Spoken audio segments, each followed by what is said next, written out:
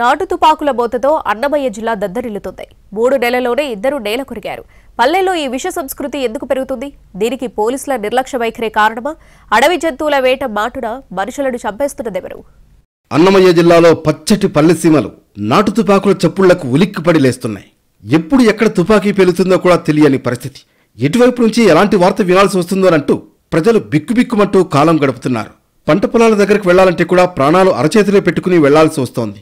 Faction రాజకీయాలకు ఏమాత్రం సంబంధం లేని రాయచోటి నియోజకవర్గంలో గత 3 నెలలుగా ఇలాంటి పరిస్థితే కనిపిస్తోంది. నాటు తుపాకులతో అడవి జంతువులను వేటాడే వేటగాళ్ల తూటాలకు ఇప్పటి వరకు 2 బలయ్యారు.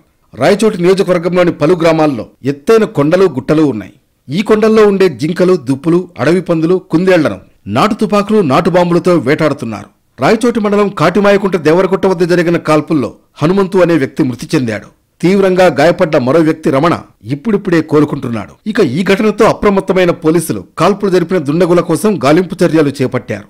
రాయచోటి నియోజకవర్గంలో దాదాపు 20 నుంచి 30 నాటు తుపాకులు ఉన్నట్లు గుర్తించారు. ఈ తుపాకులను స్వాధీనం చేయాలని ఆదేశించారు పోలీసులు. అయితే తమకు మరో 10 రోజులు గడువు కావాలని అక్రమాయుధాలు కలిగిన వ్యక్తులు సమాధానమిచ్చినట్లు తెలుస్తోంది. 3 నెలల క్రితం సంబెపల్లి మండలంలో నాటు తుపాకీతో ఓ వ్యక్తిని హత్య చేసిన ఘటన కలకలం సృష్టించింది. అనంతరం హత్యకు ఉపయోగించిన నాటు తుపాకీని దుండగులు ధ్వంసం చేశారు. ఇలా నిత్యం ఏదో ఓ చోట నాటు తుపాకుల చప్పుళ్లు వినపడుతూనే ఉన్నాయి. ఇప్పటికైనా పోలీసులు నాటు తుపాకులపై దృష్టి పెట్టి అమాయకుల ప్రాణాలు బలి కాకుండా చూడాలంటున్నారు స్థానికులు.